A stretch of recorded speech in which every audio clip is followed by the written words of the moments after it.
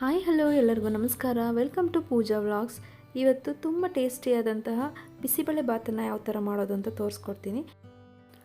ಮೊದಲಿಗೆ ತರಕಾರಿಗಳನ್ನ ಕಟ್ ಮಾಡಿ ಇಟ್ಕೊಂಡಿದ್ದೀನಿ. ಬೀನ್ಸು, ಕ್ಯಾರೆಟು, ನೂಕೋಲು. ನೀವು ಬೇಕಂದರೆ ಹಸಿ ಬಟಾಣಿ, ಕ್ಯಾಪ್ಸಿಕಮ್ ಕೂಡ ಆ್ಯಡ್ ಮಾಡ್ಕೊಬೋದು.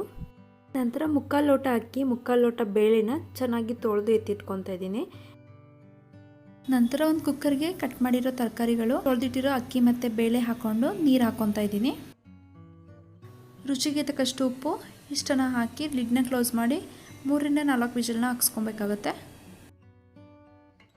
ಕುಕ್ಕರ್ ವಿಜಿಲ್ ಆಗೋಷ್ಟರಲ್ಲಿ ಒಂದು ಕಡೆ ಒಗ್ಗರಣೆಗೆ ರೆಡಿ ಮಾಡ್ಕೊಳ್ಳೋಣ. ಮೊದಲಿಗೆ ಒಂದು ನಿಂಬೆಹಣ್ಣು ಗಾತ್ರದ ಹುಣಸೆಹಣ್ಣನ್ನು ತೊಗೊಂಡು ನೆನೆ ಹಾಕ್ಕೊತಿದ್ದೀನಿ. 2 ಟೊಮೆಟೊ, 1 ಮೀಡಿಯಮ್ ಸೈಜ್ ಈರುಳ್ಳಿ, ಒಂದು 4-5 ಒಣಮೆಣಸಿನ್ಕಾಯಿನ ಕಟ್ ಮಾಡಿ ಇಟ್ಕೊಂಡಿದ್ದೀನಿ.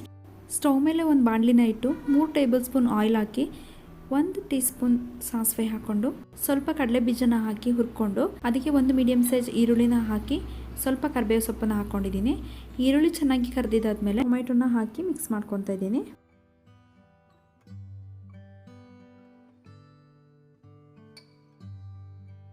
ಇವಾಗ ಈರುಳ್ಳಿ ಮತ್ತು ಟೊಮೆಟೊ ಚೆನ್ನಾಗಿ ಫ್ರೈ ಆಗಿದೆ.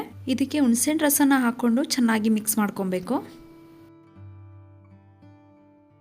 ನಂತರ ಸ್ವಲ್ಪ ಅರಿಶಿನ ಮತ್ತು ಬಿಸಿಬೇಳೆಬಾತ್ ಪೌಡರ್ನ ಹಾಕ್ಕೊಂಡು ಮಿಕ್ಸ್ ಮಾಡ್ಕೊತಾ ಇದ್ದೀನಿ. ನಂತರ ಸ್ವಲ್ಪ ರುಚಿಗೆ ತಕ್ಕಷ್ಟು ಉಪ್ಪು.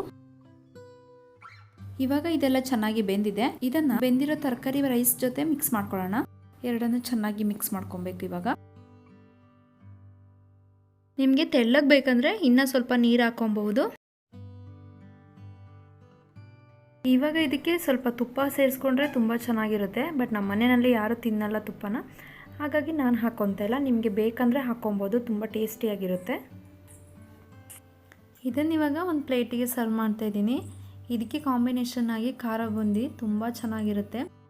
ನೀವು ಒಂದ್ಸಲ ಟ್ರೈ ಮಾಡಿ, ಹೇಗಿತ್ತು ಅಂತ ಕಮೆಂಟ್ ಮಾಡಿ. ಫಸ್ಟ್ ಟೈಮ್ ನನ್ನ ಚಾನಲ್ನ ಯಾರು ನೋಡ್ತಾ ಇದ್ದರೆ ದಯವಿಟ್ಟು ಸಬ್ಸ್ಕ್ರೈಬ್ ಮಾಡ್ಕೊಳ್ಳಿ. Thank you for watching.